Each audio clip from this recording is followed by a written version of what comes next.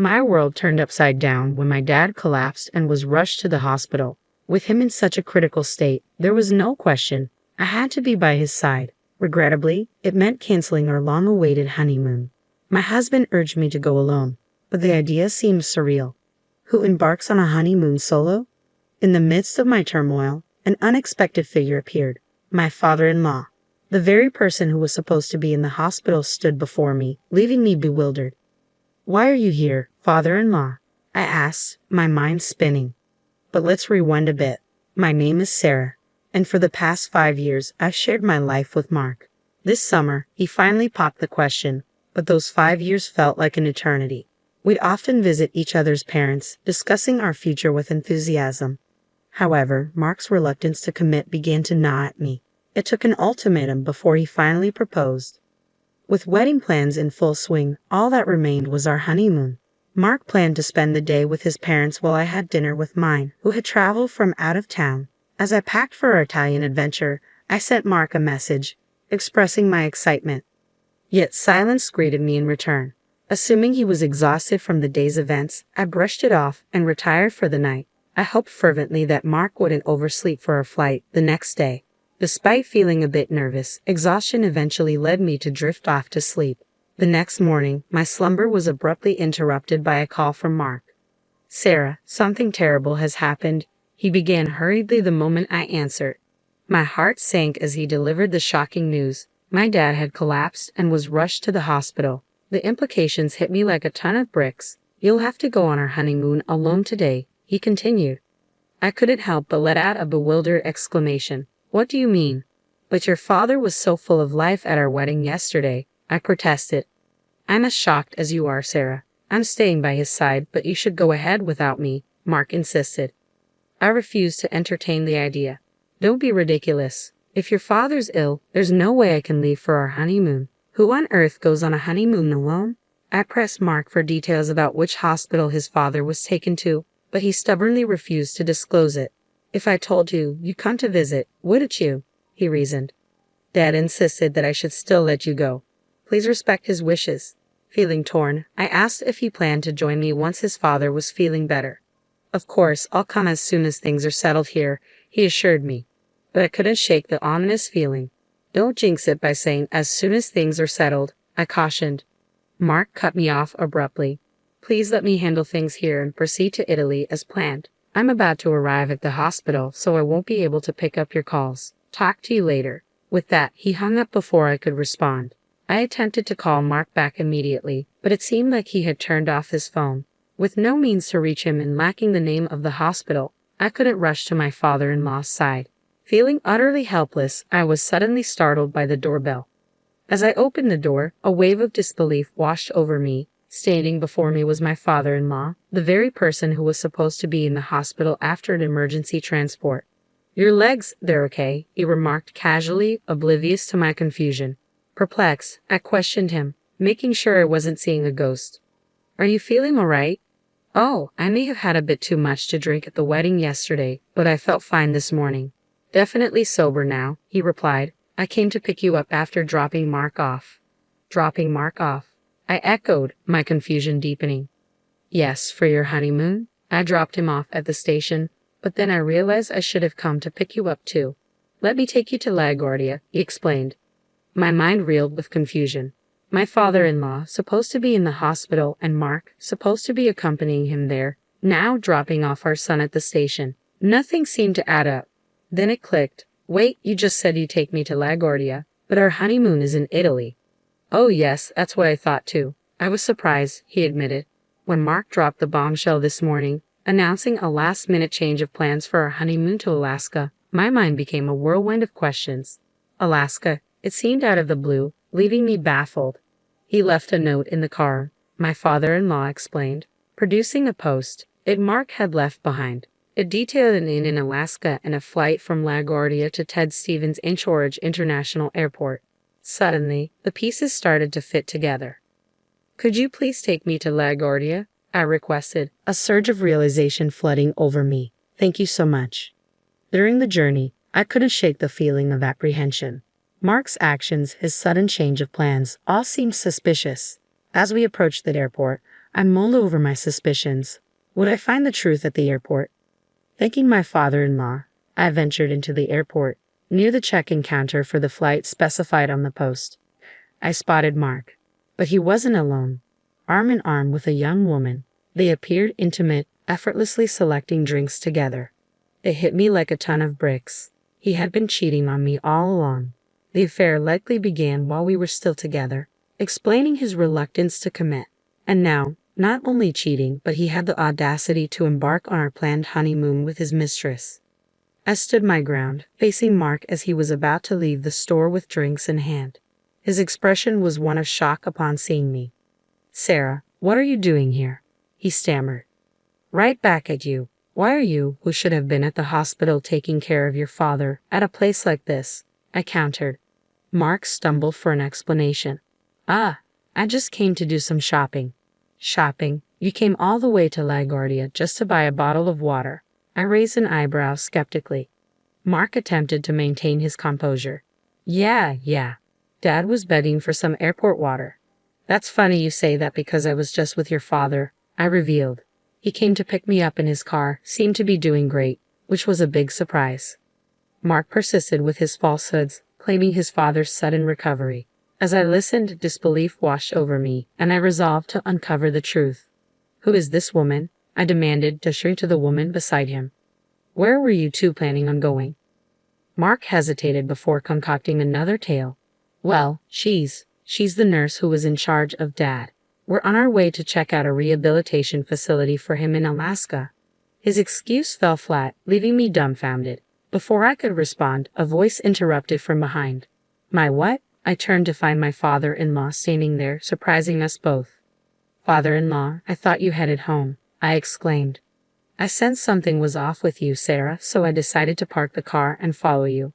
It seems it was the right choice." With his father before him, Mark, realizing his lies weren't working, became visibly suspicious. In response to his behavior, my father-in-law asked sternly, "So, who is this woman?" Mark began to fumble for words, but the woman beside him broke the silence. "I'm Amy, Mark's girlfriend," she declared.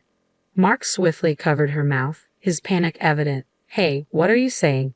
You have to speak clearly." My father-in-law intervened, his tone firm. "Mark, you don't love your wife. Hurry up and get a divorce with her." Mark's attempt to silence Amy failed. "Wait, just be quiet. Why should I? You promised to leave your wife to be with me. Isn't that why you chose me over her today?" Amy shot back. "That's because you threatened me," Mark confessed. "You said if I don't go to Alaska with you today, you'll expose our relationship." The truth laid bare. I spoke coldly. "So, in other words, you were having an affair with that woman." Amy glared at me and retorted, "It's not an affair. Mark and I are serious about each other. He never wanted to marry you." By this point, I didn't even feel like arguing. "That's fine. Do as you please." Leaving them behind, my father-in-law and I exited the airport. It was 5 days later when Mark returned home. The doorbell rang, and I spoke to him through the intercom.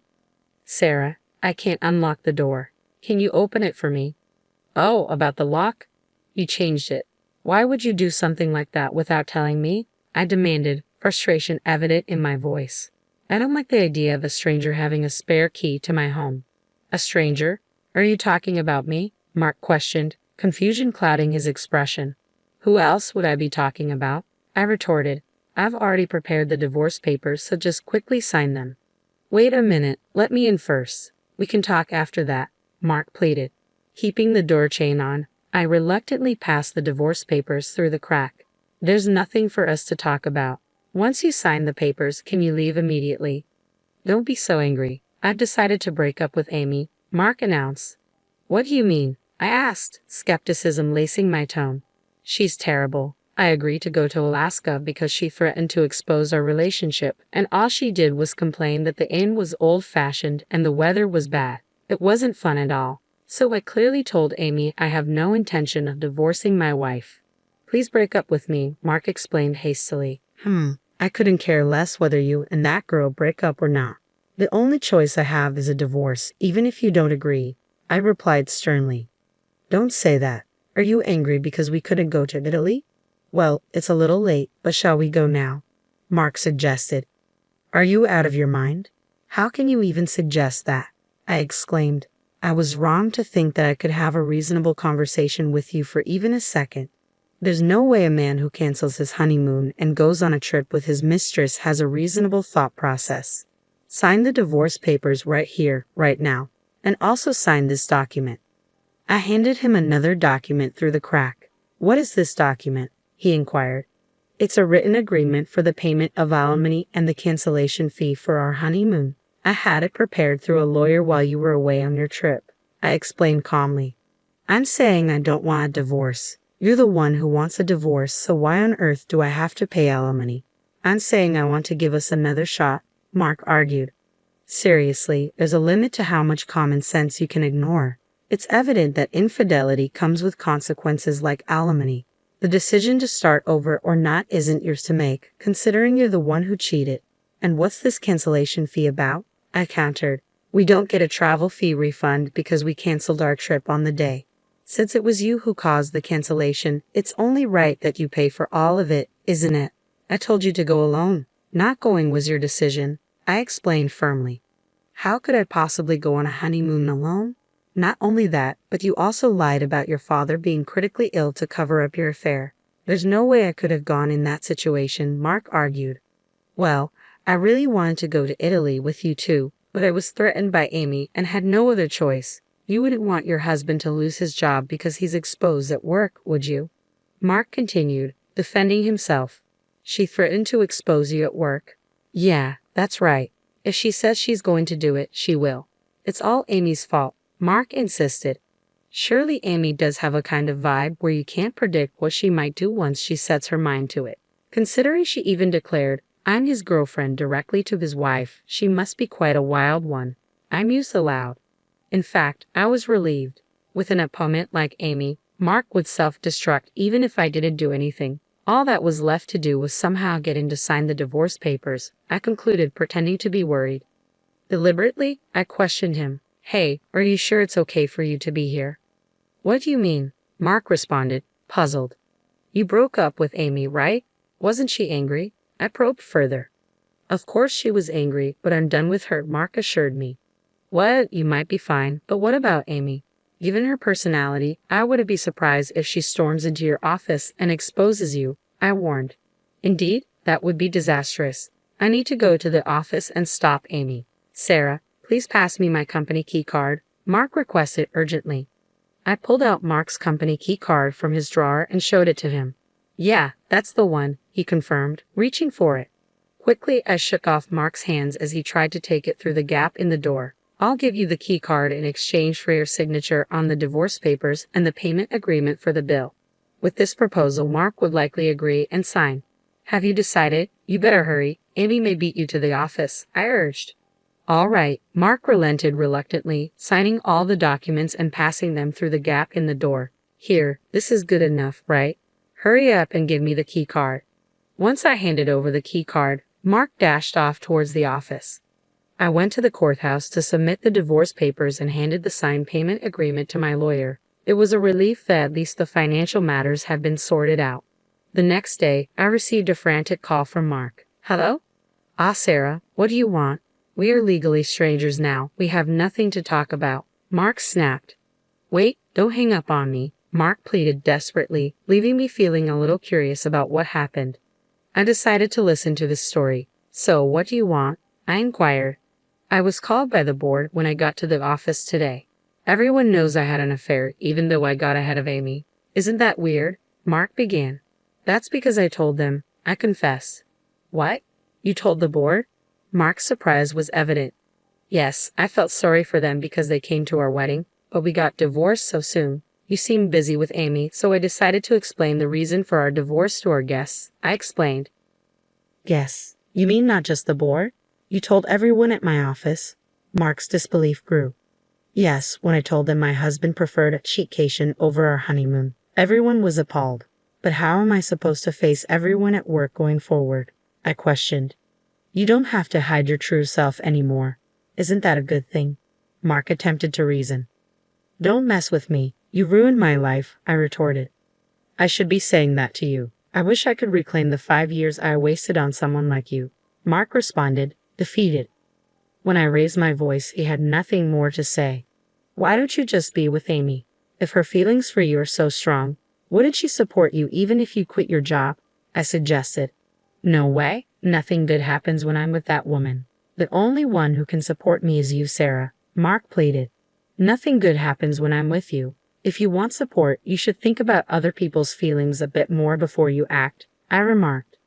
Yeah, I truly regret it. So let's try again, Mark proposed. No chance. How about reflecting, turning over a new leaf, and getting back into the dating scene?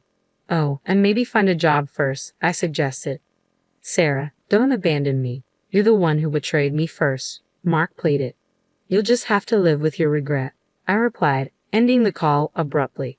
It seems Mark returned to his parents' house to borrow some money a few times, but my father-in-law, who had been made out to be gravely ill without him knowing, and moreover, was used as an excuse for Mark's infidelity, was furious.